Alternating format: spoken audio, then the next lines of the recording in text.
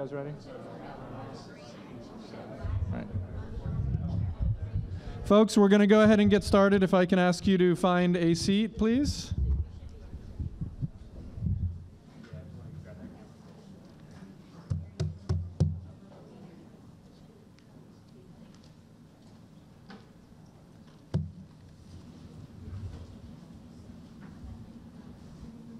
So good evening and welcome to our District 4 Budget Town Hall.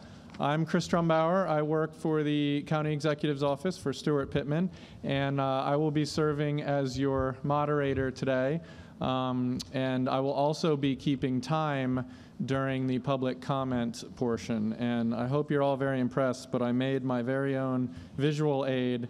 So what we found during the first one is that 3 minutes goes kind of fast. And so when we get to that portion, and if you've gone 2.5 minutes, I bring out my professionally graphically designed sign to give you a little bit of warning to wrap it up in 30 seconds. But before we get there, we are going to have opening remarks from both the County Executive and Councilmember Pruski.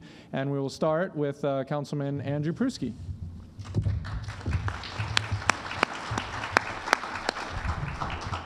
Thank you. Good evening, everyone. First of all, welcome to Arundel High School, the home of the Wildcats. Thank you.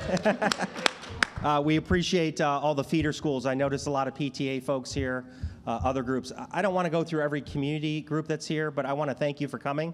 I don't know if you recall, but the County Council, actually the voters, passed a requirement that the County Executive hold budget sessions, and this is what it's about. And I want to give County Executive Stuart Pittman credit, because not only is he doing two, he's doing one in every district. So I think we give him a round of applause for that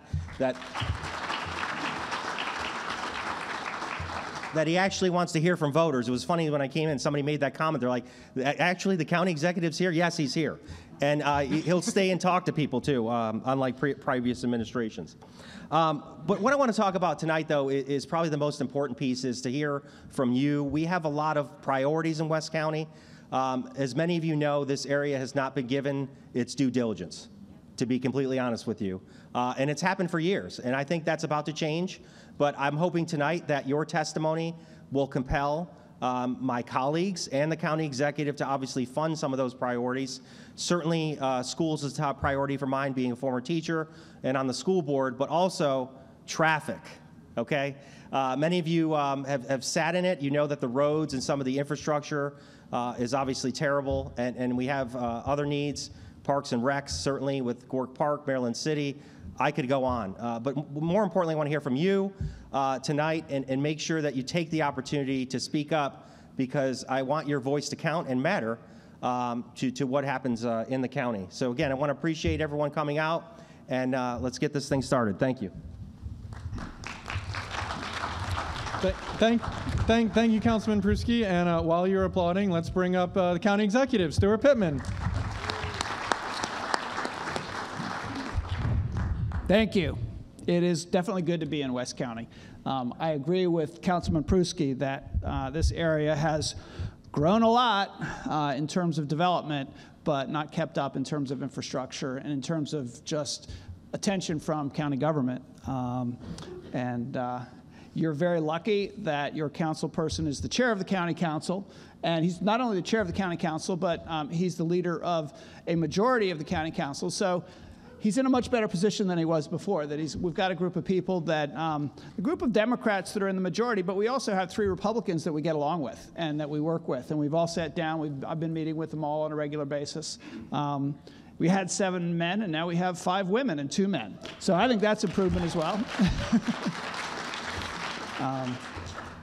So we're hoping that the budget process is very open, very transparent, not only with citizens and the administration, but between the county council and the administration as well, so that we can all work together to get it right.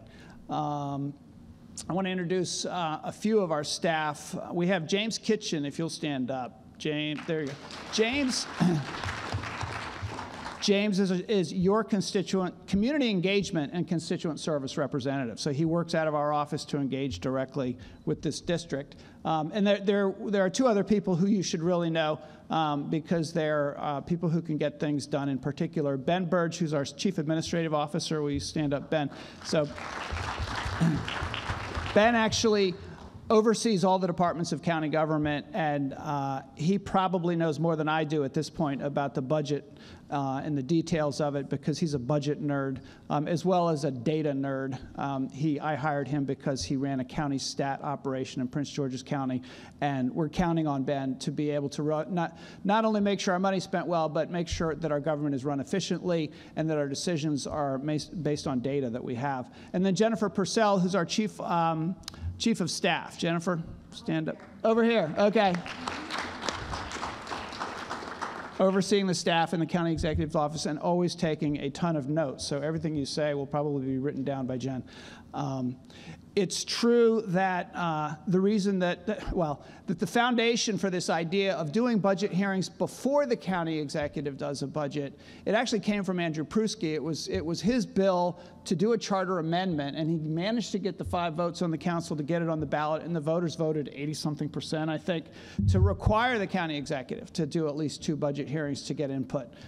So we're doing 7 just because we like to get out into the neighborhoods and doing them with the county council person in each, so that the county council representatives are hearing the same thing that me and my staff are hearing, and we all work together on the budget.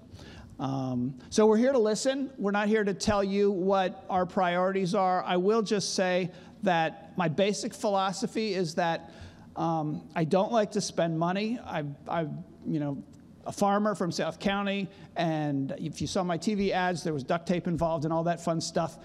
So when I look at the budget and I look at what things cost, I think my eyes pop out of my head just like yours do. Everything is so damn expensive, and I wish it didn't cost so much, and I don't like paying for it any more than anybody else likes paying for it.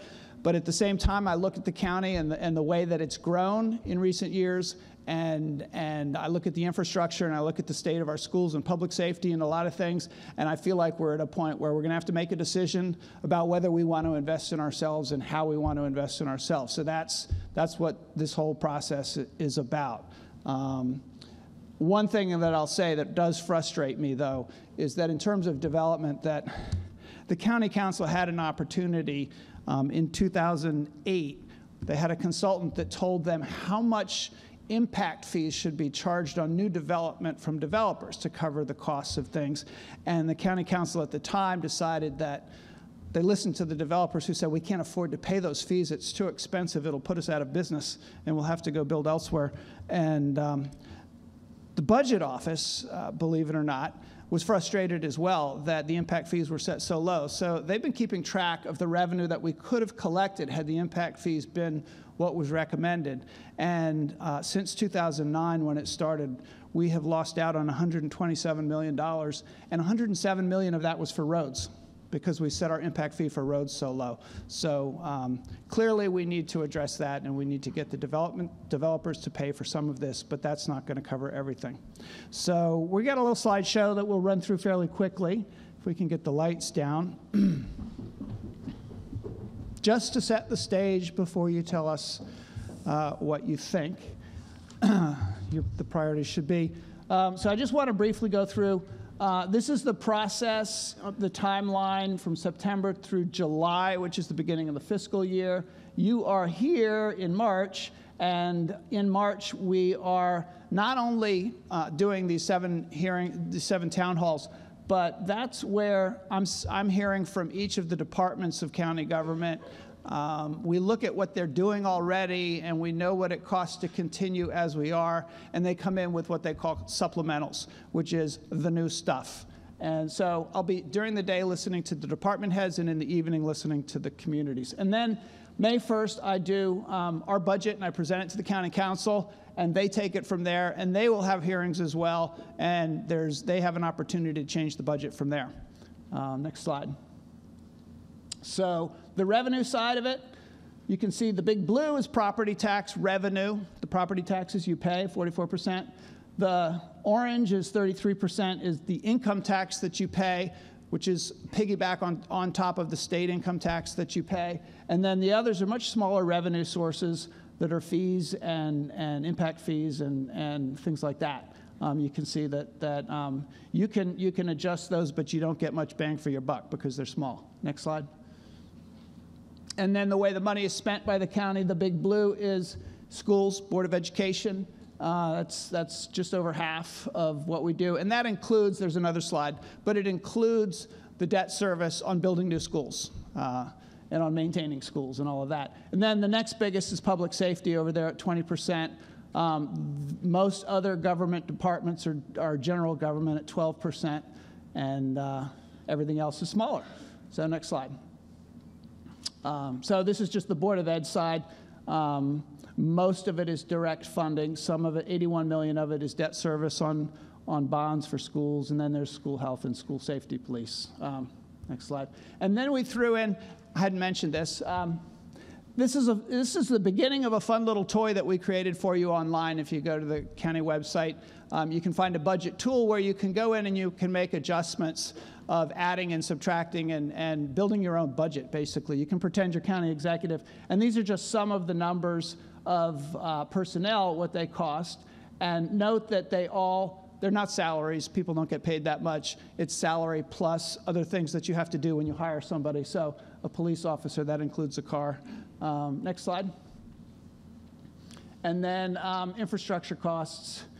Interesting, if you look down at the bottom, elementary school costs $50 million, a middle school is $100 million, and a high school costs $150. Those are obviously very rough numbers. And then we've got some other things. We won't go into all of that. Everything's expensive, as you can see. And here's the important part, fiscal 2020 expectations. So we sat down at the very beginning with the budget office, and they went into more detail than this, but they have to project what the revenues are going to be from all the sources in the next year based on what the economy looks like and based on the tax base. And each year during the good economy, we've been increasing our revenues by $40 to $50 million per year. And of course, my naive hope when I was running was that, well, that's a lot of money. We can do a lot with that. And then they tell you, well, expenditures, there's a $40 million or so of things that we have to pay for that are new that we didn't have to pay for last year. So that's debt service on some of the stuff that we bought or built, maintenance of effort required on some of the programs, and what pensions and the basic increases that we are under obligation to pay for our staff and salaries. So next slide. So it doesn't leave much. We're talking 10 million or so in extra revenue if things don't fall apart economically to be able to use for new programs. Okay, we put in a comparison of us with other counties. On property taxes, you can see our property tax rate is just over 90 cents per $100 of assessed value. You can do the math on your own. You probably know what your own is if you pay property tax on your home. There are some protections that we have. It can't increase by more than 10% per year if the value of your house goes up fast, to keep it from going up too fast. But the rate is on the low side for Maryland. You can see Baltimore City is way up there, over $2. Most others are just above $1, and we're the fifth lowest. So next slide. Property tax history. You can see, if you go back to 1990, we were at a little over $1. Now we're at a little over 90 cents. It's fluctuated with the economy. Next slide shows you those circles represent years where the county did not actually charge as much property tax as they were allowed. So we have a revenue cap that says that we're not allowed to collect more than a certain amount of revenue overall. So it's allowed to go up by the rate of inflation, or a little over 4%, but the value goes up higher. The tax base grows faster than the rate of inflation. So that means that our rate automatically is forced down for our property tax rate. Most years, they decide that they're going to have a property tax rate that's the maximum allowed by law. The 4 years when they didn't happened to be election years, every one of them, because people thought if you tax less, you get reelected. That didn't work in this last year. Next slide. Income tax comparison. So you remember the income tax was almost as big as property tax in terms of total revenue to the county. Our rate is 2.5%. The state has a maximum that they allow counties to tax on income, and it's 3.2%. And you can see there are about a half a dozen, I think 7 counties that are at that max. Those are most of the big counties in central Maryland. Montgomery, Prince George's, Howard are all at the max, and then we are at 2.5. So that's obviously, I'm showing you these because these are the questions. These are the potential ways that we could increase revenue if we chose to. Next slide. That's the last slide. So do go to that budget tool if you're interested, and you can play around with the numbers. So with that, we want to hear what you think. Thank you.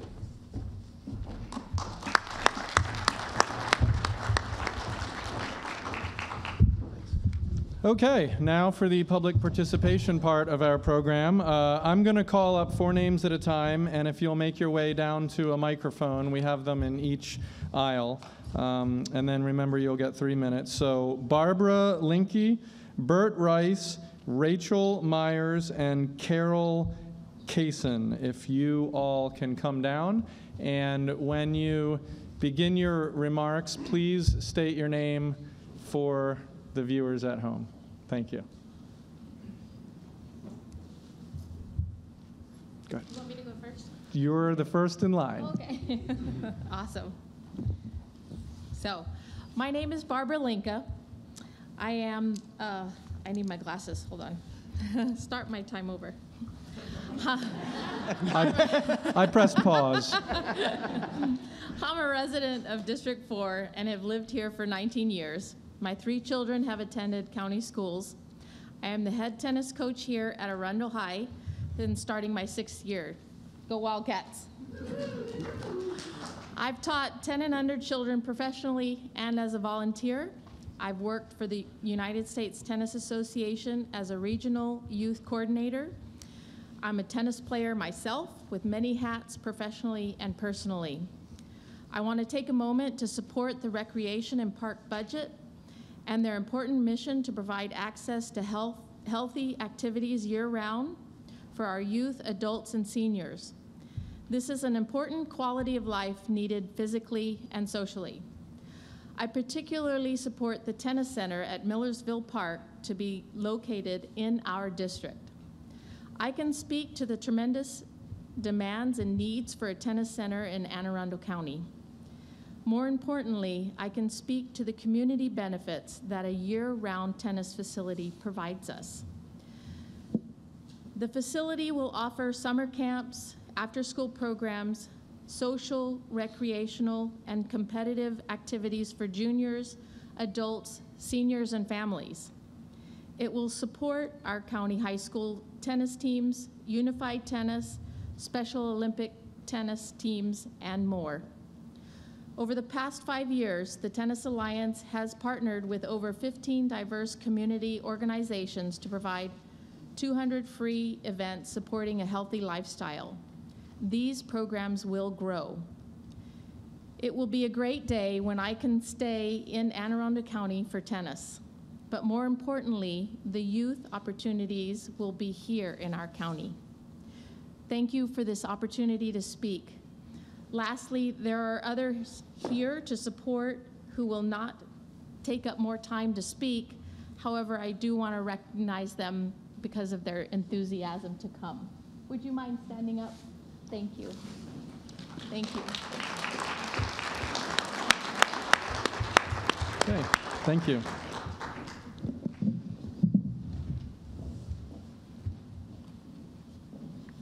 Good evening, County Executive Pittman and Chairman of the Council, Brusky. My name is Bert Rice. I'm a member of the Library Board of Trustees. I'm also a resident of District 4 and a former county councilman. I'm testifying this evening in support of the library's budget and to ask for your support on some supplemental requests that will allow the library to better serve our community. First, I hope you will consider supporting our request for a $2 million increase over the next 4 years in funding materials. Books are the lifeblood of the library and the most popular reason people use the library. People who aren't using the library tell us that it's because we don't have the books they want. The more copies of new releases and popular materials we can offer, the more people that will use our services. It's just that simple. Second, I would ask that you to provide funding so we can eliminate fines on children's materials. Monetarily, it's a small request at only $168,500, but it removes the barriers for children who depend on the library for early literacy, homework, help, and more. Nearly 20% of our children cards are blocked from use because of excessive fines. In fact, more than 680 children in District 4 alone can't use library services because of blocked cards. This is a travesty and something that can be done without a large physical impact. Lastly, I'd like to share my strong support of our new library in the Mid-County area. I don't need to tell you that the northern and western parts of the county are growing very rapidly, and I experienced that as a councilman. In fact, I'll just add, during a capital budget project, John Clocko from District 4 says we really need 2 capital budgets, one for Burt Rice and one for the rest of the county. That's how fast it was growing. We need to ensure adequate library facilities are available for the increase in these residents. Our most recent facility study revealed a deficit in library services, particularly in the Mid-County region. We are seeking funding for a new library in the Millersville area that could address educational needs of those residents. We would welcome being a part of any county government redevelopment project that would cluster services on the Old Mill campus. Thank you for your time and consideration of these important requests. And I'd also like to congratulate both of you, Bruce or Andy, on your re-election and your election, County Executive. And welcome to District 4. If you have any questions, be available to answer those. Thank you. And I'd like to introduce Carol Kaysen, who's from the Odenton Library. Thank you. Thank you.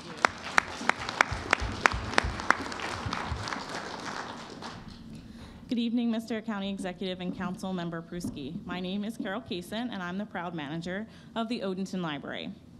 I'm testifying this evening in support of the library's budget, as well as to share with you the tremendous impact that libraries have in our community. The Odenton and Maryland City at Russet libraries are in District 4 and serve more than 80,000 of our residents.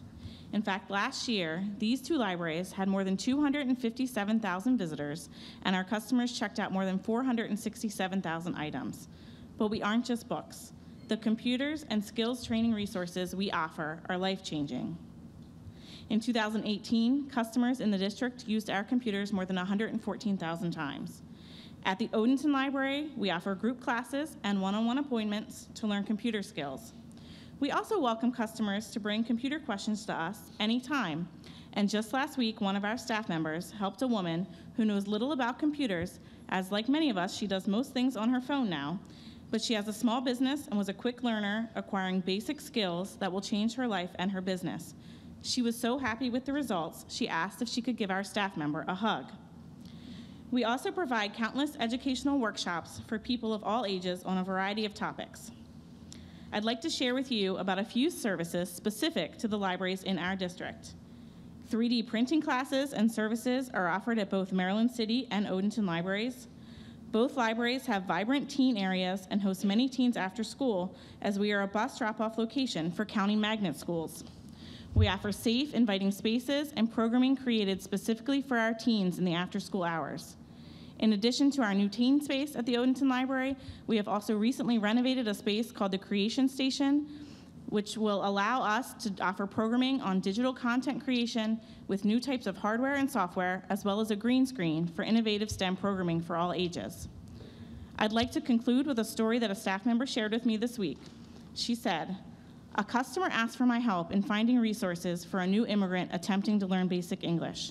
Together, we found children's bilingual books, a Spanish to English children's dictionary, and information about Anne Arundel Community College's free English basic skills classes that are offered in our Odenton and Maryland City Russet libraries for free. The customer took my hand, looked in my eyes, and said, 'You don't know how important this is. People can come to this library and they get help. They can't get help like this where they come from. Thank you so much. In closing, I'd just like to welcome you to any of our 16 branches, and of course the libraries in District 4, the Maryland City at Russet Library and Odenton branches. Finally, let me thank you, County Executive and Councilman Pruski, for your efforts to make this county the best place. Along with our community partners, the library is committed to helping build a welcoming, resilient community where we can all realize life to its fullest potential.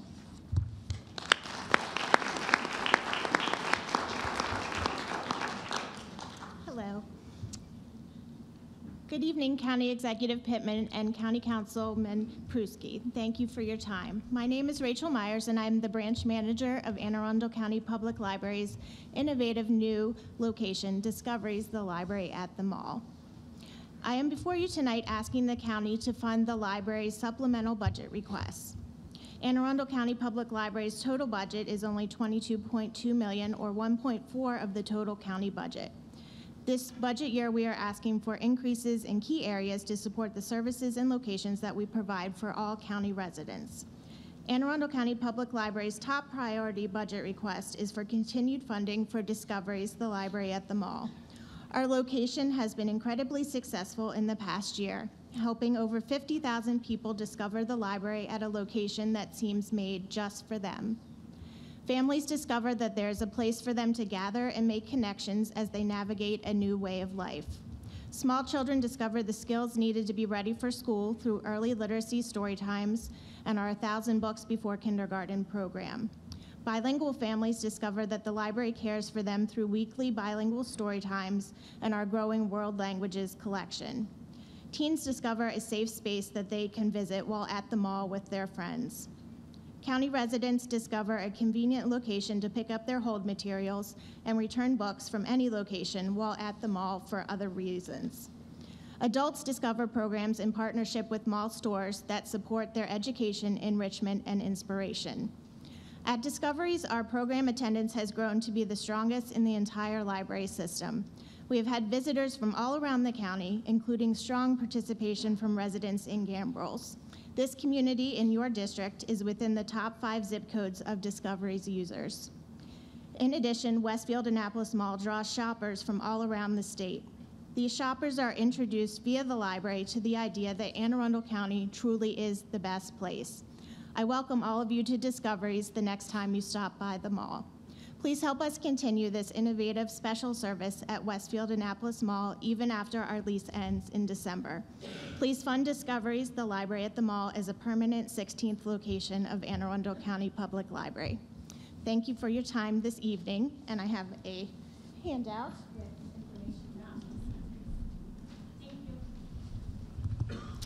Thank you. So now we'll call up the next 4. If you'll approach the microphone, Joni Coleman Casey, Carolyn Fiume, Stacy Montague, and Ronald Poole, please.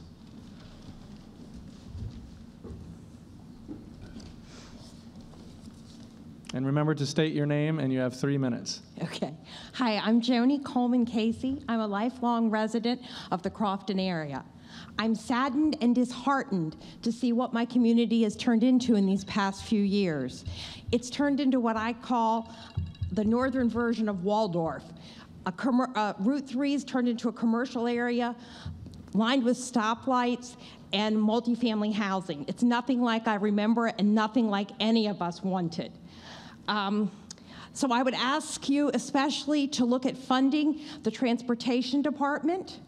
I would ask you to look at alternatives to do the current system where developers pay traffic engineers. I've not seen one yet that's failed. I've attended community meetings where traffic engineers tell us that the roads are not overburdened, and members just sit there and laugh and shake their heads because we're the ones sitting at those lights and creeping along way under the speed limit.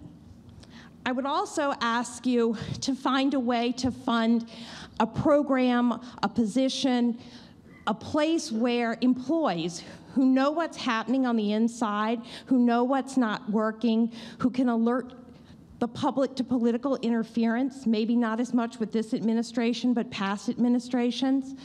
Those are the kinds of things that we need to pay attention to so that we make sure it is the best place.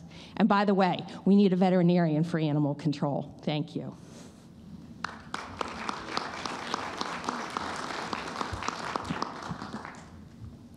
Thank you to County Executive Pittman and Councilman Pruski for having this town hall. We appreciate it.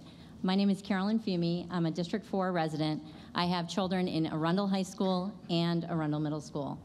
I was the Arundel High School representative on the Crofton Redistricting Committee. I now represent over 300 people in an Arundel cluster redistricting group. We're here today to advocate for an addition to Arundel Middle School and for the purchase of land and construction of West County Elementary School. Arundel Middle is going to have its largest 6th grade class in history next year, over 400 kids. The grade size is usually 300 to 350. This is before any new neighborhoods are added to Arundel Middle in redistricting. There's currently 3 redistricting plans in front of the Board of Education. All of the plans would add to Arundel Middle and Piney Orchard Elementary the large Two Rivers Forks of Patuxent development, a neighborhood called 1038B.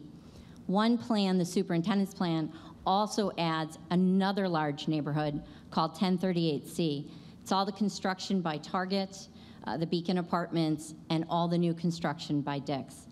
These 2 developments will add over 200 children to Piney Orchard and Arundel Middle School by 2027. We're here today to ask you to follow the recommendation of your Education Transition Committee to maximize capital school construction to allow room to address urgent needs for space in the high growth areas of the county. Arundel Middle and West County Elementary is that urgent need.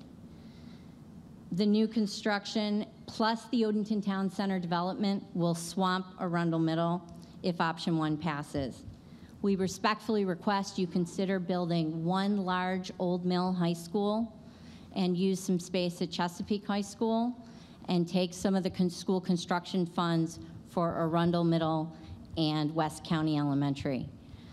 I also ask you personally to consider supporting recommendation 1 of your Education Committee, where teachers are paid market-based salaries, which reflects their number of years of experience.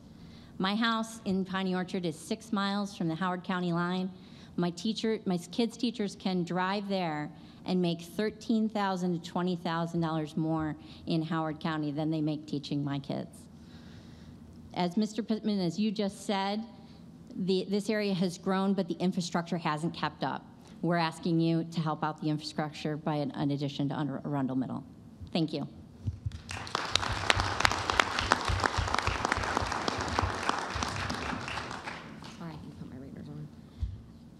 Good evening, County Executive Pittman and Councilman Pruski. My name is Stacy Montaigne, and I'm a resident of Odenton and a parent of children who attend and have attended Arundel Middle School. I was the Arundel Middle representative to the Crofton Redistricting Committee. I am here with support of Piney Orchard Elementary, Four Seasons Elementary, Arundel Middle PTA, and Arundel High School PTSO. I would like to ask you to follow the recommendation of the Educated Communities Transition Committee K-12 Subcommittee report, especially recommendation number 2 in regards to building 1 larger Old Mill High School instead of 2, which is the current plan. By building 1 large Old Mill High School, this will free up capital school construction dollars. I would like to ask you to support the recommendation number 1, where teachers are paid market-based salaries. I'm here to advocate for Arundel Middle School and request capital funds for the need for an addition to include class space, a larger cafeteria, and a larger gymnasium. Arundel Middle was built in 1961 and was built as a junior high school and has not had any renovation since 1983. That's 35 years ago. The junior high concept groups classes by content, which forces students to walk the length of the building almost every period, creates a content focus instead of a student focus, and forces 6th, 7th, and 8th graders to constantly be mixed together. This concept geographically separates the teachers who teach a specific group of students, eliminating opportunities for informal discussions. Junior highs have proven to be developmentally inappropriate for 11 to 13-year-olds, increasing dropout rates and decreasing student engagement. 12 years ago, AMS had 850 students. Today, there are 1,051 at Arundel Middle. This is before we add any new neighborhoods. Next year, there'll be 1,071 students. In 2020, there will be anywhere from 1,295 to 1,378 students. Arundel Middle already has 4 portables, and some classes have 40 students. The overcrowding would be detrimental to the strides that AMS has made. The accomplishments include lower referrals, increased student attendance, and 65% of the students have made honor roll, and we have been declared a 4-star middle school. With the increased students, there will likely be an increase in referrals, decrease in GPAs, and an increase in an already overworked staff. The narrow hallways are already problematic. Recently, a teacher and a student collided. The teacher was injured and resulted in a dislocated shoulder. What happens when students are being injured and not just teachers? I'm asking that you use capital funds in this budget specifically for an addition to Arundel Middle School and to support the teachers of Anne Arundel County. Thank you.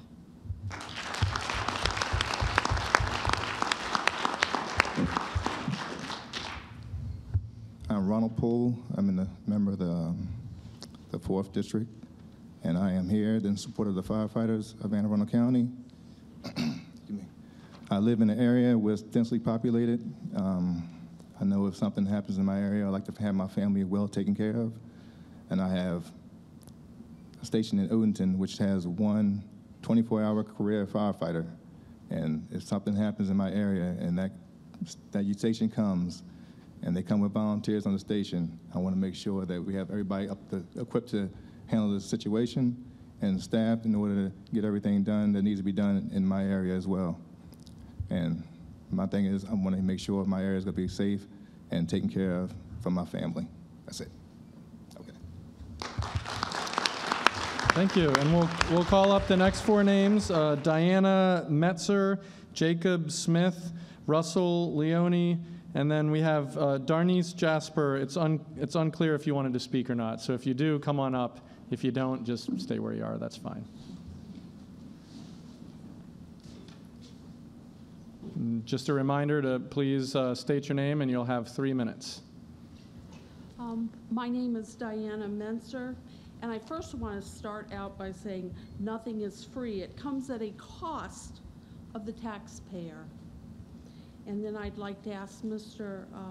Pittman if you have intentions of raising our property tax and the piggyback tax, and if you're willing to cut any unnecessary spending that could be put off to the side that we don't really need.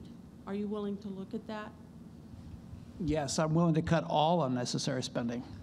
And what would that be? I'm curious. Yeah, no, because I'm concerned. Yes, absolutely. Okay. Well, I hope I hear from you, because nothing's free. I don't want my taxes going up. I'm retired. I take care of a handicapped husband, and I don't want to pay for any free rides.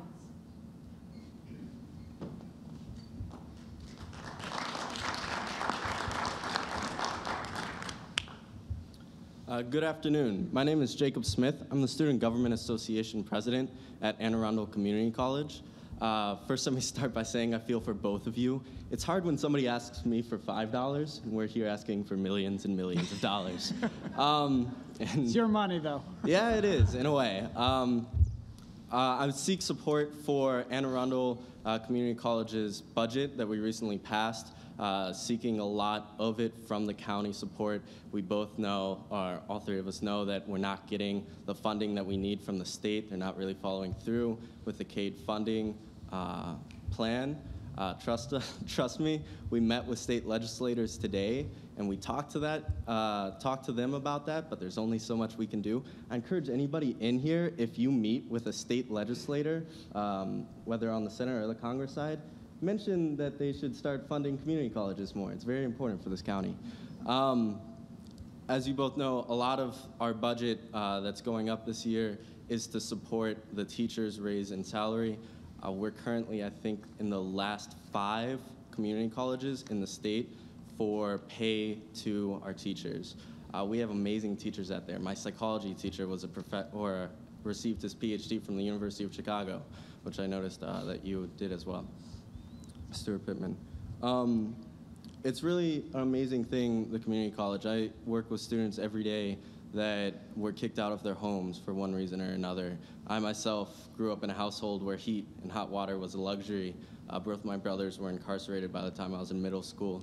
I never thought I'd have the opportunity to go to college, but keeping Anne Arundel Community College affordable and having amazing professors that provide an amazing education. The top nursing school in the state over Johns Hopkins and the University of Maryland is really profound and amazing. So thank you so much.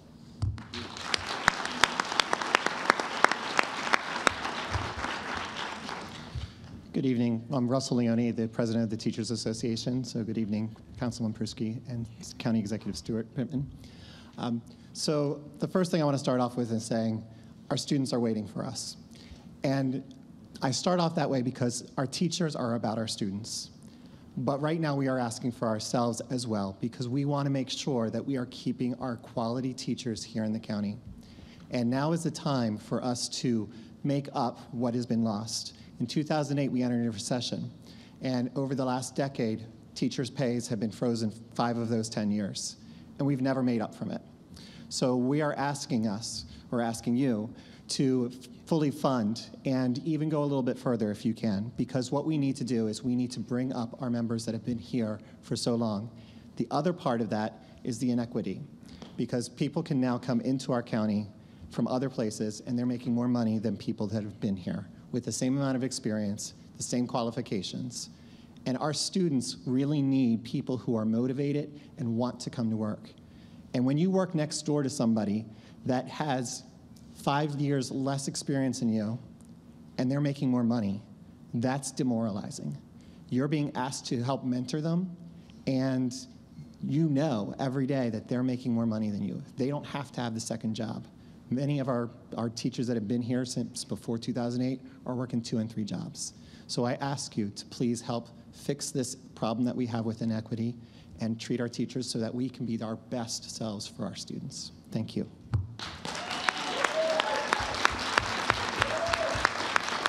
You guys are all doing a great job staying under 3 minutes. Thank you. Next 4, please come down. Chip Walsh, Bob Kraft, Joe Adavanola, and Alicia Maelstrom. I'm probably butchering your name, but if your name is Alicia, please come on down. And remember, state your name and you'll have 3 minutes. Hi, I'm Chip Walsh. I've lived here in Gambrills for 30 years, and before that I lived in Severna Park for 35 years. And during the 35 years I've lived in Maryland and in Arundel County, I've realized we have a beautiful county. It's surrounded by water. And recently, in recent years, our county Recreation and Parks Department has done a wonderful job at increasing ways for citizens to get to the water and on the water. You know, go back 10 years and you pretty much had to have property on the water or you couldn't get there. Now we've opened a lot of parks. So my hope is that you will be able to continue to fund recreation and parks and have them continue with their program of improvements. One such improvement that's on the books now is the Beverly Triton Beach Park improvement. And I know that you hear a lot about that from the residents of Mayo who have strongly organized against it. And I urge you to remember that there are another 500,000 people that live in Anne Arundel County that will be able to use that park. And so I hope that you'll be able to maintain the funding for the improvements that the department has proposed. Thanks.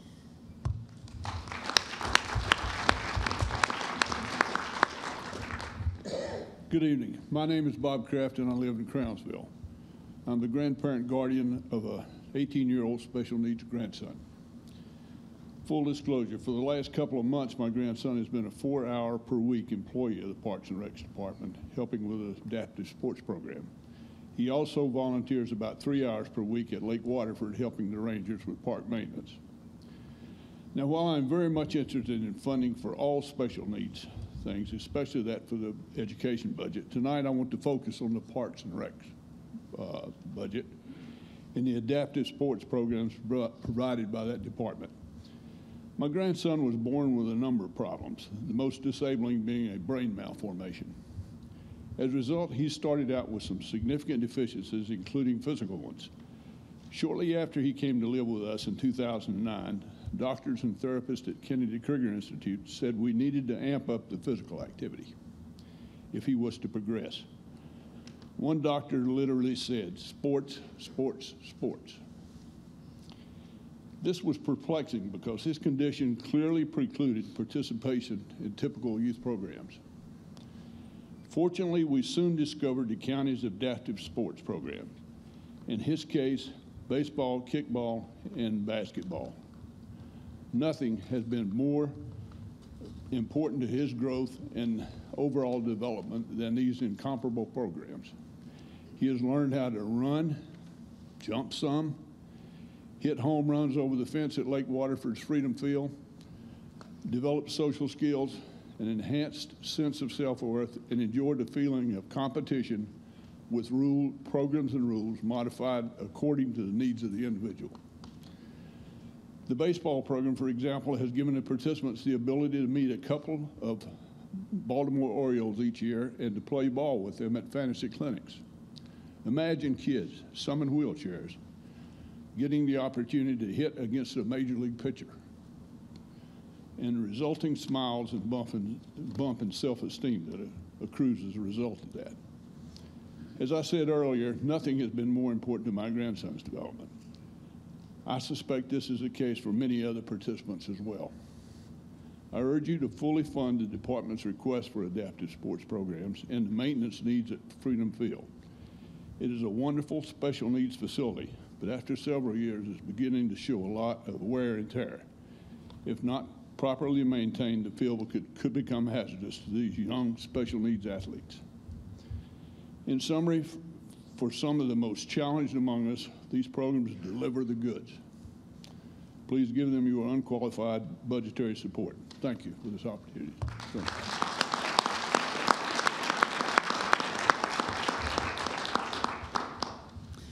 Hi, my name is Alicia Malmstrom, and I have 3 boys here at Odenton Elementary, Arundel Middle, and Arundel High. I am a recent transplant from Southern California about 2 years ago, but we chose Arundel County for its quality of life, for its proximity, for the Parks and Rec, the schools, the wonderful opportunities that we did not have even in Southern California. And I sympathize that I know you have a difficult job to do to govern the many millions of people who live here and all of our different needs and interests. And none of the decisions are easy, especially when it comes to cutting things and funding things. But I would like to urge you to place a high priority on education for capital improvements and for teachers' salaries and more teachers and even counselors and staff members in the school systems. I have a little bit of work in nonprofits in Southern California, and research after research indicates that the more we intervene in a child's life earlier, that the better those interventions pay off. In the long run, for society, we pay less. And also specifically for special needs. One of my sons is special needs, and large class sizes are detrimental for many students who are trying to learn. And even though Arundel Middle is a large school, it is an older school.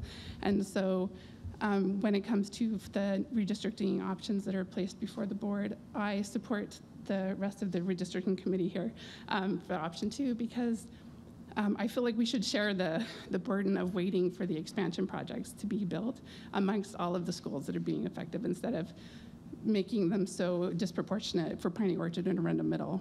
I know it's not an easy decision, but that's something that I feel is a better choice for us. And also, not entirely related, but just a thought that I have here. I know Mr. Pruski, he lives nearby. Sorry, I'm nervous. But there's a trail, there's an open area right here by the high school that the cross-country team runs in, and there's some county land also. And I got lost on the trail system over Christmas, and I could see the school, but I couldn't find the school on the trails. And so one thing that I thought would be really good to have, and I spent some time looking at the county websites, is a county map of the trails here that connect Chapelgate and Kings Heights and the school system. So an online one, but also maybe some boards at the entry points in Hammond Park and here at the high school and in Chapelgate, so that maybe not as many people get lost. And I just wanted to say that I looked at the percentages that we have, thank you, for our income taxes and property taxes. California has a famous Proposition 13 that limits property taxes, and I've seen what that has done to the school system there. And I feel like it's a hard choice to make, and I would encourage us to make choices in cutting things that aren't essential, but that's hard to do. But it's okay to raise taxes also so that we can pay for these things. Thank you.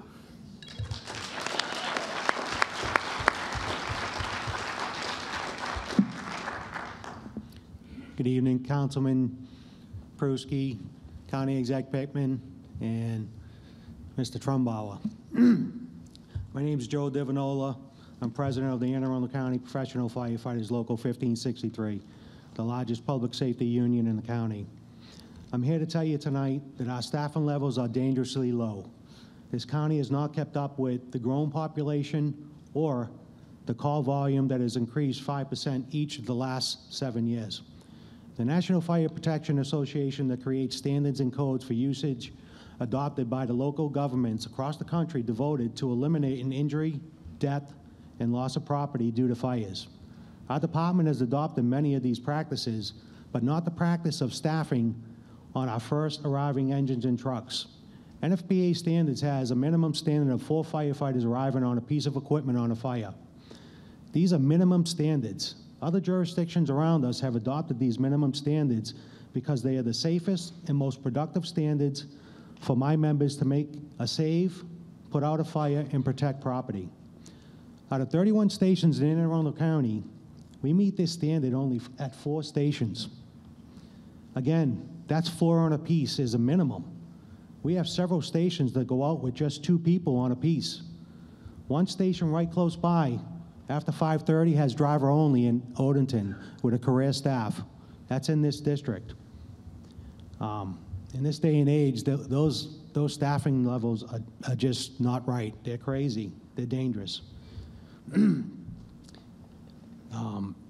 this county, if this county has a working fire, we have to rely on surrounding jurisdictions to help us out on that fire and to fill our stations when our members go out on calls. Firefighting is a dangerous job. My members put their life on the line every call. We suffer lifelong injuries. We have a greater risk of cancer and even death. Just last year, we lost 2 members that had 32 years on the job and passed away due to cancer. Even though the job's dangerous, there's nothing more rewarding for my members than to serve Anne Arundel County. Every 24 seconds in this county, there's a fire. Over 355,000 structural fires that kill over 2,600 people a year and cause over 12,000 lasting injuries, and over $6.5 billion in property damage. On average, over 7 people die every day in a structural fire.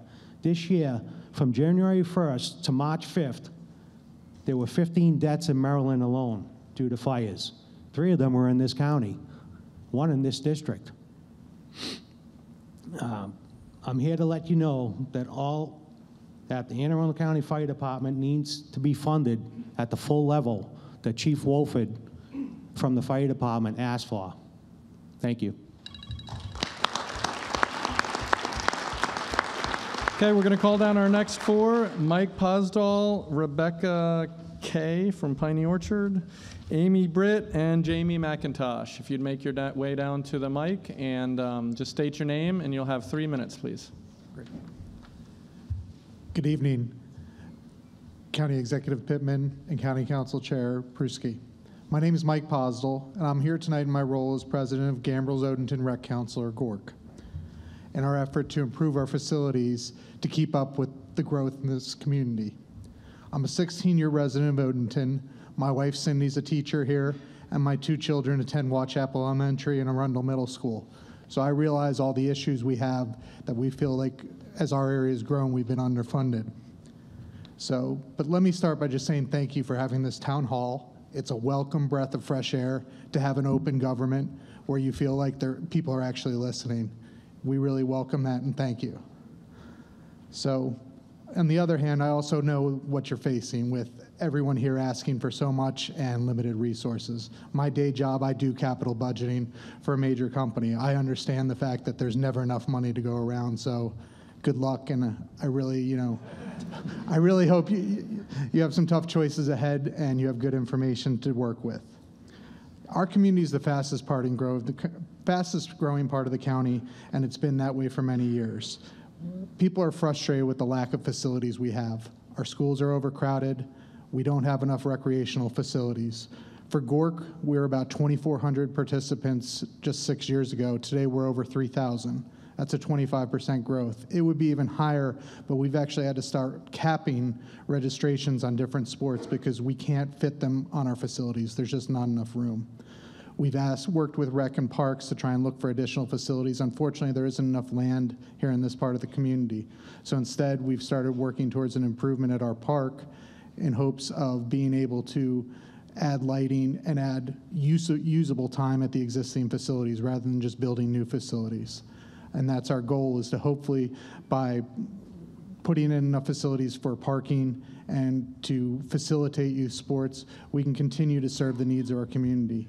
You know, the worst thing in the world is when you get that email from a parent who says, why can't I register my kid? And you have to write back and explain, we don't have the facilities to handle them. I get many of those every year, and it pains me. Sports were a big part of my life growing up, and they're a big part of all of our children. I think they give us a great outlet. We really just don't have the facilities here on this side of the county to keep up with things with the population growth. I could go on and on. I've only got 30 seconds left, luckily. But I just want to thank you. You know, we've started looking at doing some design work on the facility, and we hope that you'll continue funding the project. We look forward to working with Councilman Pruski and the rest of the staff of the county to make this happen, and thank you.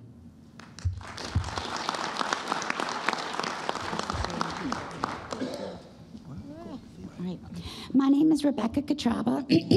I am the founder of West Arundel Creative Arts and an arts advocate in West County for many years. I have 2 boys, one's at Four Seasons Elementary and one's at Arundel Middle School. Our community is the only area of the county without an arts center. We offer sports at high schools, middle schools, and at area parks, but we do not have a county arts program in West County. In addition, schools as big as Arundel Middle School with 1,000 students does not have a theater or musical theater program of any kind. When I asked other, we'll just say people in the school about this, I was told parents can participate students can participate in choir or band, so they don't need theater. That is parallel to someone telling a soccer player they do not need a soccer program because they can play ice hockey. It is just not the same thing. WACA, West Arundel Creative Arts, has been doing all we can to fill the void. Without direct funding or paid staff, this is of course difficult. If we want to help our community, we need to invest in services that educate, bring people together through shared passions and interests, and increase income going into our area. For every dollar put into arts programs, $3 comes back into the local community and businesses. Arts aren't extra, they are essential.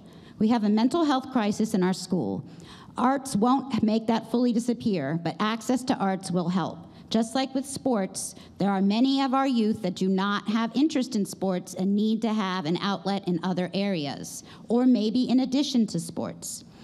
Art therapy and basic participation opportunities in performing and visual arts allows children and adults alternative options to increase mental health. If it weren't for access to the arts during my youth, I would not be here today to talk to you. For many youth, it is within the arts, be it acting, set design, drawing, sculpture, singing, dance, directing, or technical arts, they find not only their passion, safe and supporting community, but also their future employment. There are over 3.1 million full-time arts jobs in the United States. More and more of them are going to overseas individuals because we are not training our youth. Arts in the U.S. bring more money into the country than agricultural or tourism. So this is not just about, oh, we want people to have fun on stage. This is about mental health. It's about bringing money into our area, into West County. And I hope that you will support the building or the repurposing of a space in West County so that we can have arts. WACA has been trying to do our best, and I feel with the new individuals and returning individuals we have in the county government that we will have a lot of support going forward for the arts, and I really appreciate you having this town hall and all of the town halls. Thank you.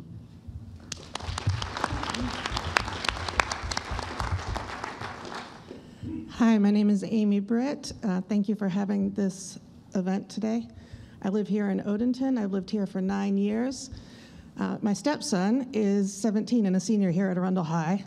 My biological son is 9 and at Piney Orchard. My stepson also came up through that feeder from Piney Orchard to Arundel Middle to here.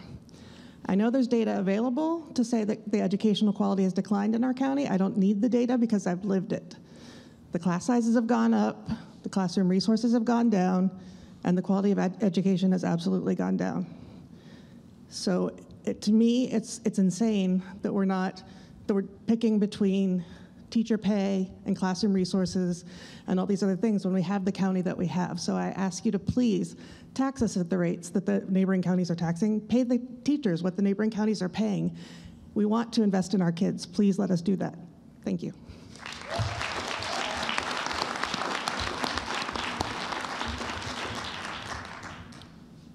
Thank you, Councilman Pruski, County Executive Pittman, and Mr. Trumbauer. My name is Jamie McIntosh. I'm the Vice President of Professional Firefighters of Anne Arundel County. I wanted to reiterate a couple of the things and elaborate on a couple of the things that President Advanola brought up. This district, obviously, people have already said, has grown rapidly over the last several years. The infrastructure hasn't kept up. That was mentioned earlier. That infrastructure includes the fire department. In this district, there are 4 firehouses. 2 of them have some of the lowest staffing in the entire county. Odenton, as Mr. Advanola said, they only have 1 person guaranteed after 5:30 at night. And in Harold Harbor, when the medic unit goes out, there's only 2 people there at the firehouse. While we're talking about medic units, of those 4 medic units that are in this district, only 3 of them stay in the district overnight. One of them, the one from Odenton, leaves Odenton and goes into another district at 8 o'clock at night. So that leaves only 3 medic units to cover this district. That's obviously understaffing in this district. And so I urge County Executive Pittman to accept Chief Wolford's proposed budget to help with some of the staffing issues in this district and throughout the county. Thank you. Okay, we'll call up the next set of names, please. Looks like Malcolm Doying from Crownsville, Wesley Buteman from Two Rivers, Tracy Matthews, and Jared Krichemski. Okay. Unfortunately, I wasn't really prepared to give a speech. I was hoping it would be more of a one-on-one thing, and I'd like to maybe get a little bit of your ear after the show. My name is Malcolm Doying, and I thank County Executive Pittman and Pruski and Trumbauer, who I know are rabid environmentalists, I hope. Anyhow, I've been involved with the Naval Academy Dairy Farm for over 10 years. And there was a committee, Citizens Advisory Committee, formed over 10 years ago to make suggestions about the park and what have you. And based on those suggestions, there was a very nice plan drawn up by the park, about the park as far as that's concerned. But unfortunately, the funding has been put off every year for 10 years now. Now, the first phase funding is standing at 2020 as far as this is concerned. And we've got a beautiful 800 and some acres there, 200 and some proposed for a park. And there's been other things proposed by previous administrations for it other than a farm, and that's scary. They talked about soccer stadiums and all sorts of things, Anyhow, and part of it is negotiations with the Navy over the lease on the farm, and I don't know if anyone is actively pursuing that. You all had a contract attorney, Bob Lieb, that was doing it up. His contract expired 2 years ago, and no one in the county has been able to tell me if anyone is still pursuing it. We are. Anyhow, we really need to get that done. In fact, we sort of formed a Friends of the Dairy Farm group, and one of the women that was involved with it was very active, and she knew how to get around. She worked for the federal government for years, and she knew how to get around it. And she found that with the Freedom of Information Act, that the funding that the county has been paying for the park, the rent, has been going in a separate account, and there's over $2 million in it sitting there at the Naval Academy, and no one really knows what the funding is for. We had the impression it was for maintenance of, and anyhow, it's just sitting there, and nothing's going forward. Thank you very much. Sir, I want to say something. Yep. First of all, as long as I'm sitting in this council seat, there will be no development on that property in terms of houses or standing ground. That's number one. Number two, the prior plan, which was the Hammonds Connection, I'm very familiar with it. Yeah. There was community gardens and other things. While they're not funded, there is a vision, but it has to involve the community. Yeah. And I want to say this clearly, the prior county executive did not want to include the community. And when I knocked on doors in the neighborhood of the surrounding neighbors, they didn't know anything about the purchase. They weren't even informed. There was no public hearing. So like we're having tonight, and I'm sure the county executive will agree to that, anything that's done to that property, people will have a say. So I just want to let you know that. Yeah, they've talked about forming another committee once again, and hopefully they'll go forward with that. Yeah, and we'll make sure that your name is on it, because we've had about 3 meetings on this, and we are reconstituting the committee.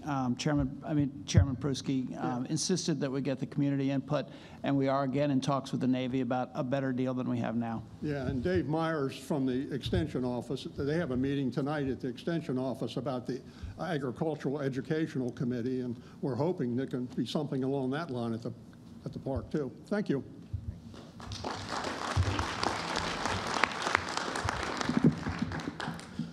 Good evening. Thank you for giving me the time to speak. My name is Wes Butman. I live over in the Two Rivers community. I wanted to voice my concerns tonight because of the ever increasingly dangerous road is Patuxent Road. We've seen this year there's been an extremely heavy rainfall this year. It's probably one of the busiest rainy seasons we've seen in a long time. As we all know, if you go up and down that road, I have children that go to school in that area. Currently, there's a redistricting going on, so we'll have more children possibly going up that way towards Piney Orchard and Two Rivers to Piney Orchard. That's really the only access point to go that way, unless we get rerouted up and down Route 3, which is it's not really ideal. It's probably about a 35, 40-minute detour if you have to go all the way around, considering the increased traffic down Route 3. But I wanted to just kind of pledge my support and reasoning with the nearby communities that there really isn't any flood control plan right now in place over on that road. I know recently there was a sign that went up. It says flood zone. Honestly, I mean, everybody knows that lives in the area. It's a flood zone. It's over a swamp, so unfortunately that stinks. I know it puts everyone in a hard position because there is wildlife there. There is, all types of natural resources that we don't want to touch and we don't want to destroy. So I don't think it's a simple solution. But I know as the redistricting gets moved forward, and if they go through with one of the plans, all the Two Rivers community kids are going to be going to Piney Orchard, and that's going to increase bus routes, increase traffic just with the children in general. Not to mention, I work at Fort Meade, so that's my main route, in and out of work every day. But schools get early dismissals, they get cancellations. It's a big deal trying to pick up your kids from school, or if the buses get rerouted and they got to go down Route 3 as what I would imagine would be the alternate route, for those buses. So I really feel that if the county and the board can kind of reevaluate a potential flood control plan for that area. I'm not pitching a hiring the road, repaving, doing all that. I think it's as simple as just sandbagging the heck out of that road in all the major areas where there's flooding. And I'm not a budget guy. I don't know what expenses like that would cost, but I feel like that would be almost an instant no-brainer type solution. I'm not saying that that's going to fix the issue, but sandbagging and patching up in those low areas where the flooding occurs, I think that would greatly reduce the dangerous environment. I know recently in the past year there's been 2 deaths on and around that road based to the safety issues that road is presenting. And it's not just when it's warm out. If you travel that way in the winter, it's sheets of ice. It's like you're driving over a river in certain spots. So I think it's really important, that we kind of reevaluate any potential flood control plan. I mean, currently, if you live in the area, the current plan is you log on to Facebook and you go into a group and you see if the road's closed. That's the current flood control plan. And I mean, it works, but it's not ideal, and that's no help to the county. So I just feel, with that in mind, along with some other reasonings, I know there's been a couple firefighters here tonight. I'm going to ask you to summarize. Your 3 minutes is up. Yep. Oh, sorry. God forbid there's ever an emergency, medical, fire, or police in that area, it's going to be they're going to have a hard time getting to those communities if that road's blocked off. So I would just voice that, take another look at it and try to develop a better flood control plan than roads closed. Thank you. Thank you. Sir, before you go, so the cost of the road obviously is very expensive to raise and other things, and I totally agree with you. But one of the things I asked, and DPW's here, is that the signage to when that road is open and closed is on Route 3, not when you've already gotten to the closure. And then in addition, thank you, and Piney Orchard, before you leave the circle, the one that everybody hits, you know what I'm talking about, that you have the signage there. There has to be simple signage. I don't know if it's lit signage or whatever else.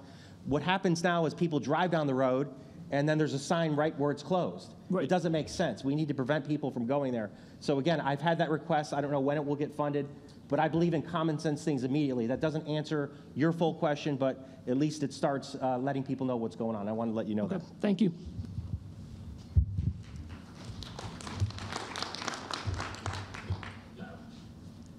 My name's Jared Kuchevsky. Not being a District 4 resident, I'm going to keep this as short and sweet as I can. Unfortunately, I can't make it to my district's meeting because I'll be working late that night.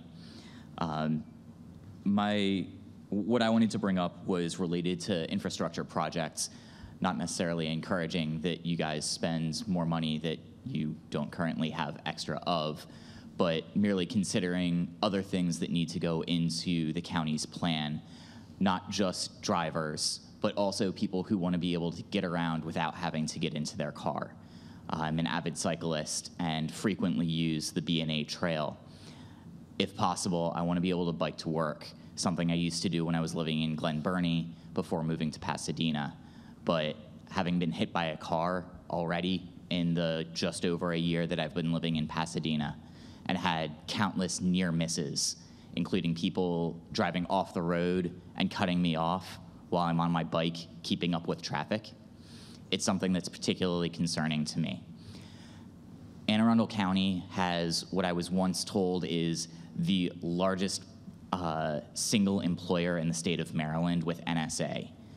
It's nearly impossible to safely bike to Fort Meade, having done it for years. It's one of those things that you don't necessarily need to invest in it right away, but if you're planning on investing, keep that in the back of your mind, please.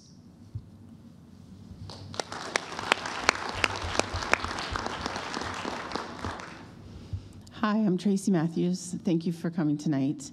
I sort of thought you guys would have further, like what you were fully budgeting and not fully funding. So I'm going to request that you fully fund, of course, CPS, the police, the fire, and Department of Public Works. Since I don't have a D next to my name, I'm not going to advocate new taxes. I would say we can try and find some other things out there, like red light cameras, speed cameras, maybe put a tax on alcohol, vaping, cigarettes. All of the new building over there on Odenton Town Center, I don't know what their fees are, and I know my friends in the back are yelling at me right now because they don't want me to tell you to charge more for the new houses that are coming in. But if we can find other ways, I think that, we have a whole lot of building coming up, and maybe we can find ways to bring money in that way instead of raising our taxes. And if you're going to raise our taxes, do you know how much it's going to be? Because I'm sort of on a budget. I have 2 kids in college, and my husband wants to retire. So I want to know if I can tell him yes or no.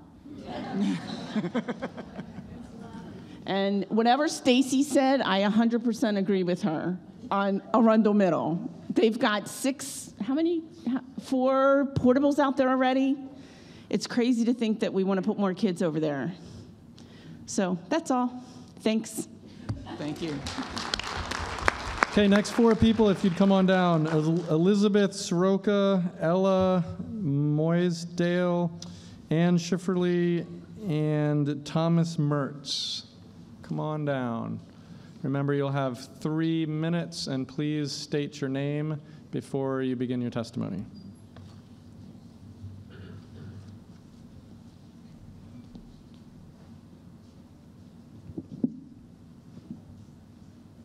Go ahead. Ann Chiverly. I reside at 713 Linden Grove Place, Odenton. I would just like to say, I'll keep this short, that recently the Department of Legislative Services recently recommended that the county increase its income tax rate from 2.5% to 3.2%, the highest allowed and similar to nearby Prince George's, Montgomery, and Howard counties. I would just like to say if this increase is necessary for the school district's budget request of $1.28 billion, we approve. My husband and I are public school advocates and hope that the majority here will support public school education. Thank you.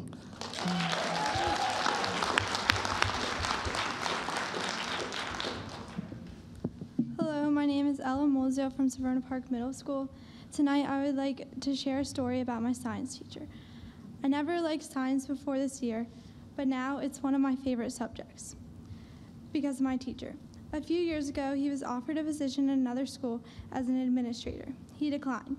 He prefers a more hands-on experience, like bringing in snow from outside and explaining why and how it snows, or teaching us dances and songs to keep us engaged in the lessons while cracking many jokes in between. But he, like so many other teachers, is earning $8,000 to $10,000 less than a teacher coming in from outside the county with the same experience, or less experience. Teachers are the people who make a difference in people's lives.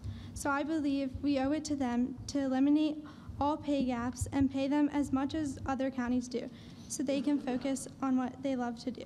Thank you.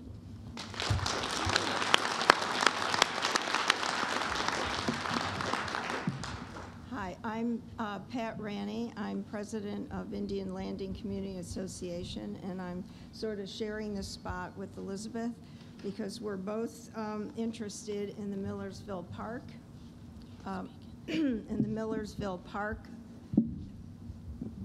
project. I live in Millersville, and I'm also an alternate on the committee, which hasn't met since December. But the first speaker tonight was from the Tennis Alliance. And the Tennis Alliance is the group that is asking for county funds to build a facility that we residents in the Millersville area are not really crazy about. And I think it would be a good project to be done maybe somewhere else and done with private funds totally and not using county funds. I think if you use county funds for Parks and Rec, it should go for ball fields, for adaptive sports, for the residents' use, and for that type of land use for Millersville Park.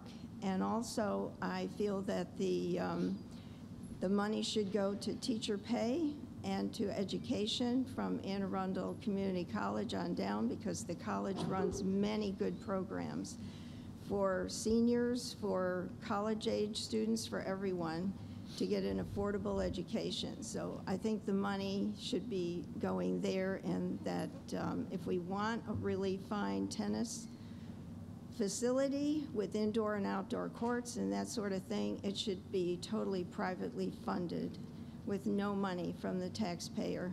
But I do think we do need tennis courts, and that kind of thing can be put in the schools, high schools, or in Arundel College or other areas where we can have tennis tournaments and we can address the needs of the tennis players in our county. Thank you.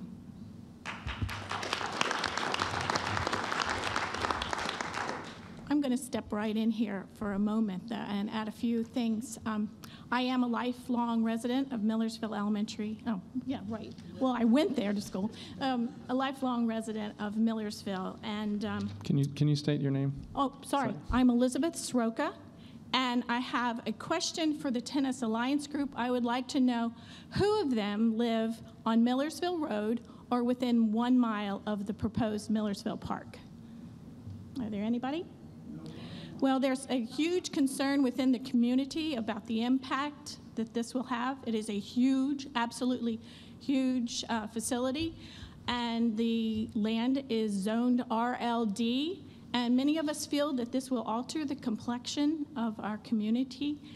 And although we've already recognized the need for recreation facilities, we have some more concerns about stormwater and the current plans. We've been encouraged that the council recognizes community input, but as of now, the current plans have not addressed any of the community concerns. And so I ask that you seriously consider the scope of the and the size of the project. And with the advent of the South Shore Trail, stormwater issues have been exacerbated, which will only be increased when this area behind the trail and already has problems. So I could add a lot more things, but I thank you very much for this forum. Thank you. Okay, we'll call down our next folks. We have Judith Nowotnik, Chris Fox, looks like Nicole, can't see that last name, Sahai maybe, and Robert Smith. Come on down. Remember, state your name and you'll have 3 minutes. Good evening, Councilman and County Executive Pittman. I'm Judy Nowotnik, and I'm a lifetime resident of Anne Arundel County. I'm also a teacher, 17-year teacher at Arundel Middle School. My family has very deep cultural and political roots in the county. The O'Malley Senior Center was named after my mother. She wrote the only history that's ever been written about Odenton, the town a railroad built. My father was one of the 5 founders of the Odenton Volunteer Fire Department. He was also on the first county council when we transitioned from the county commissioners. And because of those roots and my lifetime of living here, I love the county, I love my job. I teach 130 kids every day. When my husband and I sat down to do our financial planning, we thought I could retire in 2014. 2008 came, my salary was frozen. 2008, the salary was frozen. 2009, 5 more years. Every year, my salary was frozen. We were told when the economy got better, the teachers would get their step increases back. We haven't gotten them back. I'm here, it's 2019. I'm 70 years old, and I'm still teaching because I can't retire. My husband is a disabled Vietnam vet. He's on 70% disability. He got shot in the leg. Thank you. He got shot in the leg by the Viet Cong jumping out of a helicopter. So his salary is not frozen, but can't go up very high. So I'm still teaching. I love it, but I can't retire until we get our back pay. So I'm asking you both, when that budget comes up, that education budget, please pass it and give the teachers back some of the steps that we were promised in 2008 when we were denied our pay. Thank you so much.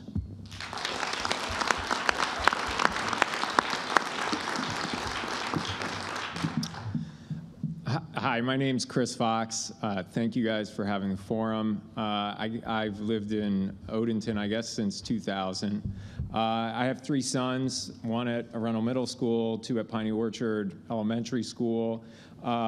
Just an overall comment. One of the things that's frustrated me for some time being a resident here in this part of the county is I would say the county has kind of made itself poor. I think that's, and we're not, right? We could do more, and we know that we should pay our teachers better. Now, full disclosure, I'm married to a school teacher, public school teacher here in Anne Arundel County, and we've built up a bunch of lags of things that we ought to be doing that many of us know, and nobody wants to pay more in taxes really, but we recognize we're not going to get solutions to these problems if we don't pay what we have to pay to make the community what it ought to be. So I want to put that out as kind of an overall comment. And then to get very specific, one of the places that I think in just the last year from a capital standpoint, and it may be a relatively simple thing, but the MARC train station, particularly where the newer lot was built on, I guess, the north side of 175, is beyond capacity, which we already knew, right?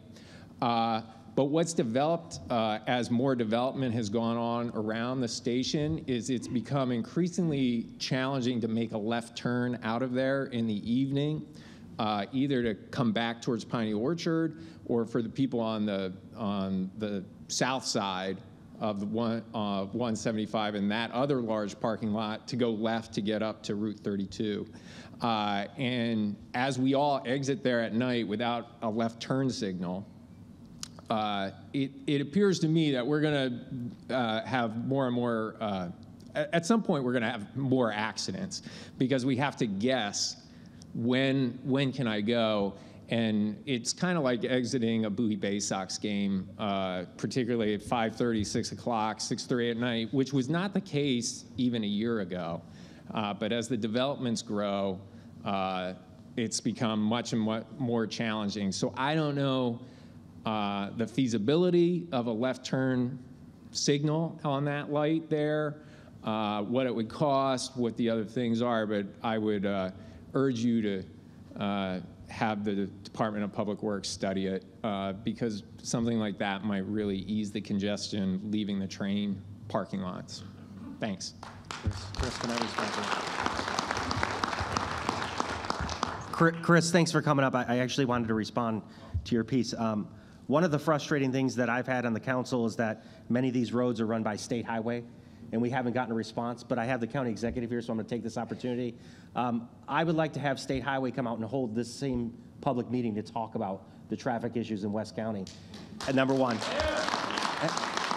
And number two, I'd also like to invite the delegates that represent us who have control over that type of budget and priorities. The county executive and I, we could submit things, but ultimately, if you want a left turn signal, it has to come from state highway. And I know Greg Africa's shaking his head, so I'm protecting Anne Arundel DPW. But I think that would be a great conversation with them for you and everyone here, because it's not just the left turn at there. There's a Wawa that's actually being proposed at that same intersection. Imagine that. In addition, the Royal Farms that was added. The left signal still has not been added, for the left turn. I could go on. We could have another public forum after this. The point I'm making, though, is that hopefully we could have a forum with State Highway to have these same discussions. And Rosa Pepe and those guys. Thank you. Okay, we got our last two names that have signed up, Ronald Grussman and Michelle Danoff. And then after these two folks are done, we'll open the mic up for anybody that hasn't spoken yet and would wish to address. So 3 minutes, and please state your name before your remarks. Thank you. Ronald Grossman. I've been a resident of this area for almost 30 years. Mr. Pruski, I want to thank you for everything you've done. You will always have my support and, more importantly, my vote. Sir, you will always have my undying gratitude for putting Steve Shue on the unemployment line. Okay. As a Vietnam veteran, I've served well over 20 years in the military. I was combat in Vietnam, and after a short break in service, I was also in uniform during Iraq and Afghanistan. So it's the only trifecta I've ever won in my life, but that's what I did. Thank you it seems like more and more of my tax dollars are going for educational programs and for programs that are helping illegal aliens in the state, but nothing is going for veterans. And I want to ask you to use part of the budget to start helping veterans out and providing services to them. And I think it would be well served if you would consider going ahead and giving the veterans, at least combat veterans, a tax exemption on their property taxes. That would go a long way to thanking us for supporting everything else we've done. That's basically all I had to say. And once again, thank you for everything you both have done.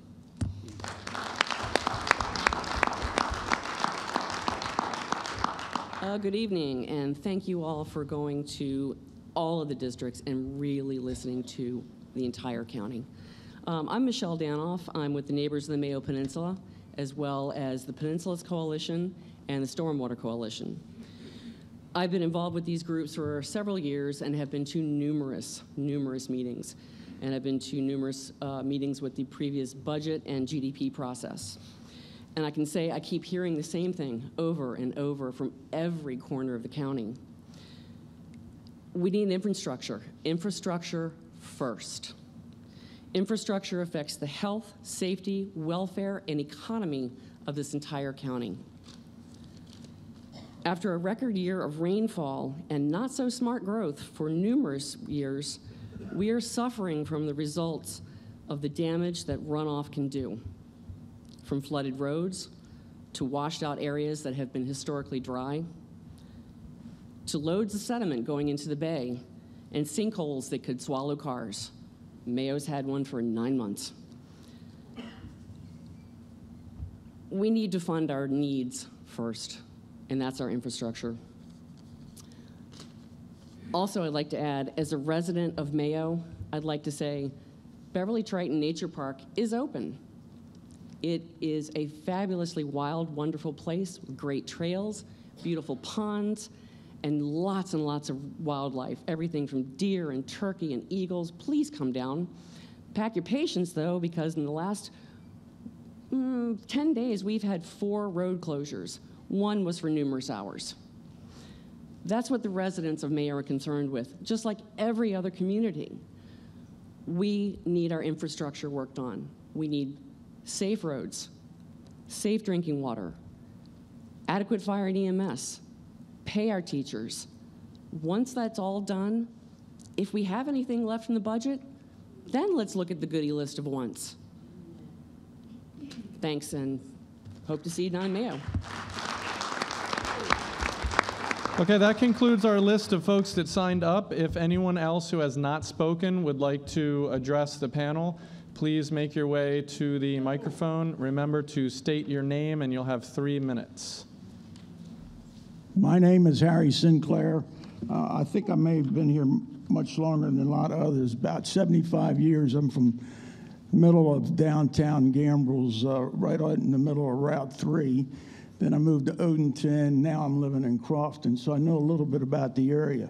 It's going to be difficult for me to go back and agree with a lot of you, but the infrastructure, I think, is the main problem. We've allowed the developers to get away with probably, I guess, highway robbery, and that we've not forced them to pay their way. We have allowed them on Route 3 to, as somebody mentioned, to essentially destroy the area with the continued development out in front of the Crofton main gate. To try to go through a couple of things here will probably be difficult for me without putting my glasses on. So bear with me. This tennis complex, well, there's already a tennis complex down here at API. There's tennis courts all over this county. I have not ever seen the outdoor tennis courts filled. So if we need an indoor tennis court, you either pay for it yourself, but don't ask the county to pay for it. Yep. Athletic fields. We're way behind on athletic fields. I go up to Hartford County in that area. They've got 100 acres with 12 athletic fields. There's soccer fields, football fields, and baseball fields. We don't have enough baseball fields. The parks that are designed here, give you an example, is Bell Branch down in Crofton. Drive back there and see how it's designed. It could have probably at least 2 or 3 more fields if it was properly designed.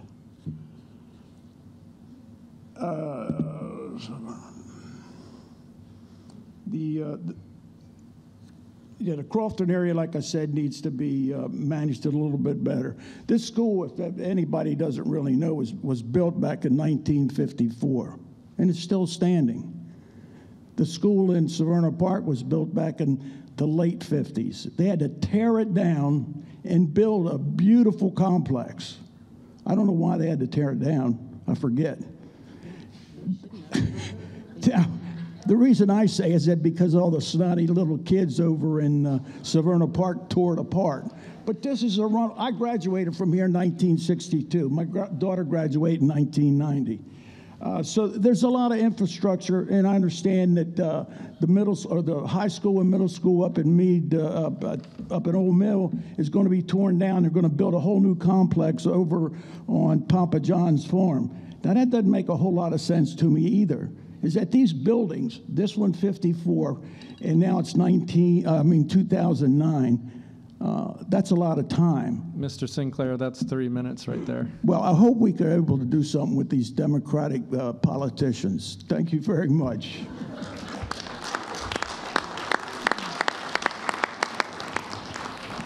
Good evening, Councilman Pruski and County Executive Pittman and Mr. Trumbauer. The last gentleman that just spoke, I will say my name is Jan Delph. I'm a teacher at Severna Park Middle School. I love my students and I love my community, but I live in District 4.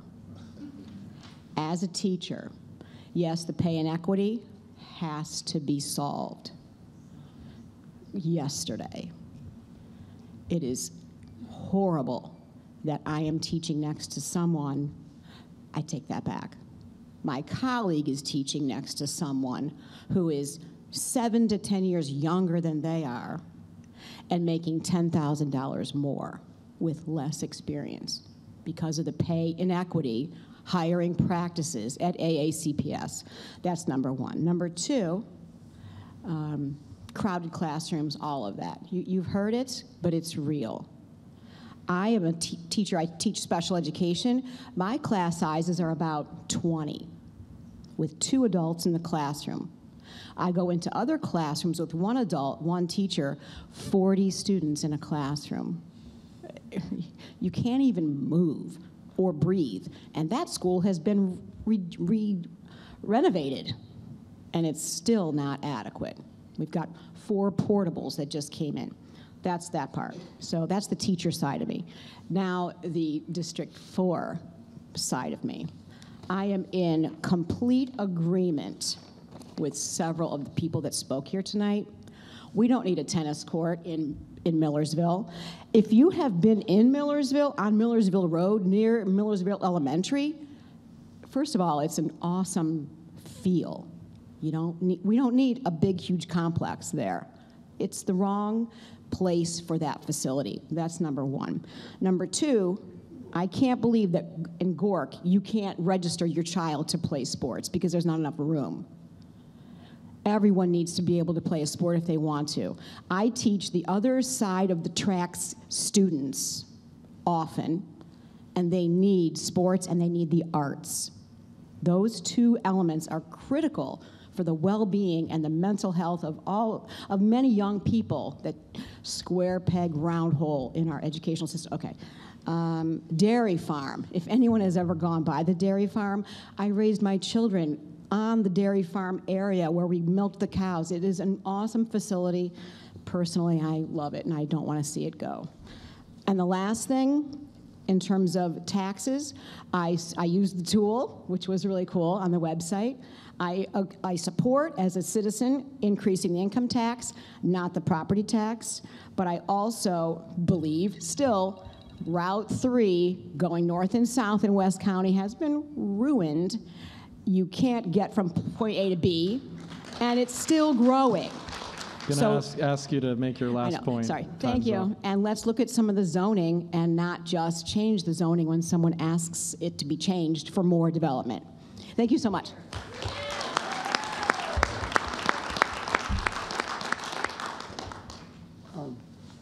My name is Mike Benari. I don't live in this district. I live in Old Mill. But the number one point is when you do things for the community, do not forget the disabled. Because the disabled is important and they live in the community and we want to live as American citizens. Thank you.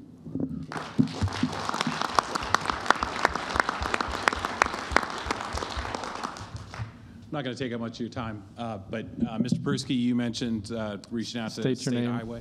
please. I'm Jonathan Boniface. I'm the community liaison for Delegate Sid Saab for District 33. He's one of your 3 delegates. I just want to let you all know that we are here. We're listening.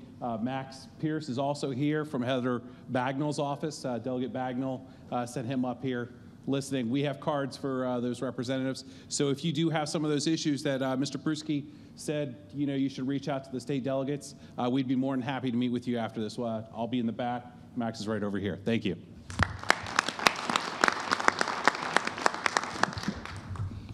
Hi, I'm Mandy Harriton. I'm here on behalf of SAAC.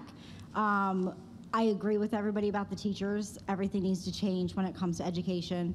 The teachers need to get paid what they're due. I also want to talk about the support staff. We are underpaid as well. We're just as important in the classrooms as the teachers are, and we're underpaid as well. We're out there with the teachers, and we're in there working with the children just as much as the teachers are. And we're not paid for what we're worth either. So we're putting our time in every single day too, just as much as the teachers are. And I hear everybody saying the teachers, the teachers, the teachers. Well, how about the support staff? Because we're in there too with the kids.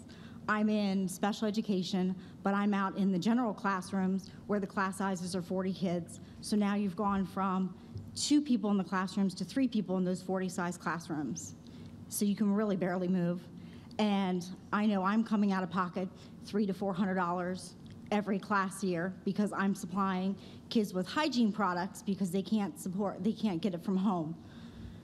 Plus I'm buying supplies for children and stuff too, on top of the teachers also doing that too.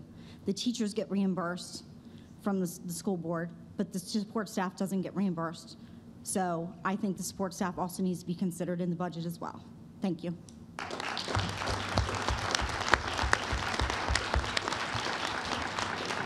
Thank you all for your public comment. I think we'll now go to brief closing remarks, starting with Councilman Pruski, and then County Executive Pittman will close us out. Thank you. Thank you, Mr. Trumbauer. What I found most engaging about this is not only the turnout, but the educated responses from people in terms of stating what the problems are and how important some of the challenges that we have as not only the chair of the council, but the county executive. And I think what's most important as the budget's introduced, that you engage myself and the county executive about where you feel. Because obviously this is the first part. It was asked earlier, I thought you were gonna share exactly what's gonna be put out there. But the whole reason about the budget hearings is to create a budget that's actually from the people, not by somebody sitting in an office and saying, this is what I think. So again, I want to give the county executive, thank you, the privilege of applause for doing this, because this is exactly what I envision, is people to get up here and talk and letting you know what's going on. Let me just say a couple things though in terms of priorities that I see in West County, and this is from my service and also having children in the public school system. Based upon the testimony today, there's no question that our schools are woefully underfunded and we have issues. The question is going to come down to, though, is how do you fund it and where? And I think that certainly the school board, Melissa Ellis was here, who's your elected school board member, obviously has as a part of that.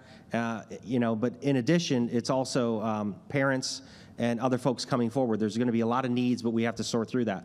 The biggest thing that I think when I look at decision making is that how also are your property values going to be impacted? If this county were to raise taxes or look at it, will that increase your property value? Because ultimately, that's what we look at when we see, is it worth it that I'm investing this money? And also, the school board has to be held accountable. You often hear, and I think this is a myth, to be quite honest with you, but that Riva Road has a lot of fat, and there's a lot of administrators, whatever else. It's actually one of the smallest. It's 18 out of 24 in terms of administrators that are at the school system. But is the money going towards teachers and class size? That's the question that I'm going to have if I'm funding the budget. Is it going directly to children and services? And I think that's certainly where we need to go. Parks and Recs, another very big important piece to me. If we want folks to move to our area and keep those property values, you have to have the parks and the services. I find it absolutely absurd and ridiculous that we're denying children, and this should be a Capital Gazette article, the ability to be able to sign up for a Parks and Rec service. I've kind of known this for a while. I've tried to advocate, But I think that's something that needs to be on the front page of the paper, and people really need to realize the impact that it's having where we're denying children. Last but not least, Mr. Grossman left for the veterans in the room. Mr. Sinclair, you know this. The prior council, and I was one of the votes and co-sponsors of the bill, if you have if you're 65 years and older and your home is under $500,000, you actually have a property tax break for all veterans. A lot of people don't know that passed the prior council. My father served at Fort Meade. My brother and sister were born there. I certainly appreciate that. So I want that to be clear for the record that we do support and understand. And I think I'll finish with this is we do have to look at those that are seniors in our community and other things who have to weigh the tax burden. Now, that might not be solved overnight, but we do know that there's a limit in terms of what you can do. We have to work with the communities through that. But I'm encouraged by the county executive. I certainly support him. I like the fact that he's transparent and shows up. That says a lot about his character and about where this county government's going. And I'm certainly proud, and I'm excited about the budget because I think many of you are going to be pretty happy about where the priorities will stand. Thank you for your time.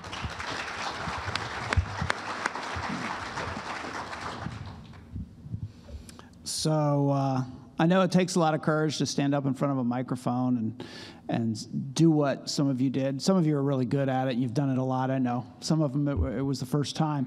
And I appreciate it because it really does work. I mean, I said, I think in the inaugural speech that I gave was that in this government, it is going to be the people who speak up, the people who organize, the people who get engaged in their communities that get stuff done. So thank you for coming out and doing that. Some of the issues that I heard, I just want to run through a few of them. I mean, we heard about tennis center pro and con. We heard from a bunch of folks about libraries, and I do have to say that we don't really have community centers in Anne Arundel County, and libraries are our community centers, and we have to recognize that and support them. We heard about a lot about the whole Arundel cluster and Arundel Middle and need for West County Elementary and just the mess that we're in because we actually did let a lot of development projects get in that shouldn't have gotten in when there wasn't capacity because there were a few seats. So, and then you get thousands of units come in and now we're stuck. So we're over a barrel and we now have to build these schools and we will. It shouldn't have been this way. I really like the quote that Chris Bach said, which was that county has made ourselves poor. We didn't need to be this way. We've heard from a lot of firefighters. I have a huge amount of respect for all of them. And a statistic that I hope you remember when you walk out of here is that the call volume is increasing by 5% every year for the last 7 years. That's 5% increase in the workload without the increase in the staffing to meet it. We heard about adaptive sports programs, water access, a lot about teacher pay and equity between the folks that get hired and the folks that have been here for a long time who did not get the step increases that were in their contracts, I would remind you, which we have to address. Heard about the need for ball fields, work going on or that needs to go on over at the Gork Fields, West County Arts, which we have North County Arts Center, we have Annapolis, we have nothing in West County. Well, we do. We have a small organization that Rebecca Catraba is working on over here, and the Navy Dairy Farm, which I hope we'll have good news on soon. We're spending $240,000 a year in rent to the Navy, and there's not a lot going on there. That Hammond's connection, we have pulled it out of the shelf and dusted it off, and we're looking at that, and we need to do something so that the community has access to do some good things at the Navy Dairy Farm without ever developing the Navy Dairy Farm. We heard about flooding, Patuxent Road in particular, stormwater issues. We hear those everywhere, by the way, and we have to address them. Bike safety, more on pay equity, crowded classrooms, supporting the disabled, and school support staff. All of those things, to me, are important priorities. We also heard about taxes, and we heard from people who said, go ahead and raise my taxes some, and we heard from people saying, I can't afford to pay more taxes. we're about to get a report that will come out in a week or two called Poverty Amidst Plenty in Anne Arundel County, and they do this every few years. It's put out by the Anne Arundel Community Foundation, and it looks at income in the county and the disparities in income and the cost of housing in the county and the lack of transportation in the county. It's not a great place to be poor. The disparity has grown, so the folks making over $200,000 a year have grown the most in population in our county, and the folks at the bottom, unfortunately, are growing as well. The folks in the middle are disappearing, the hardworking people in the middle. And, you know, as far as taxes go, there was a Tax and Jobs Act that passed last year that pushed more of the money to the top. So, you know, corporations got about a 40% cut in their corporate tax. Folks making over $200,000 a year got a pretty good break, and it gets even better for them in the coming years. And as I look at property tax, income tax, all kinds of taxes, I want to figure out a way to make them progressive so we don't hurt the people at the bottom.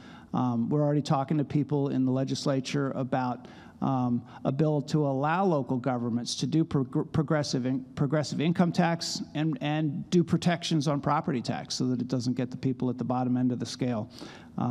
So we have to look at all of that. It's going to be a challenge to put a budget together by May 1st that does this. We've got great staff that are working on all of that, and great people in the departments. One of the things that I walk away from this with is, yeah, there's a lot that we're not doing, but people are up here also talking about some of the great things that Anne Arundel County is doing, and some of the great services that we do have that we want to keep in the county. So we should all feel lucky for that we have what we have. But thank you for coming out. You can come to the rest of these. We have 5 more to go. And I think it's a blast. So thanks for coming out.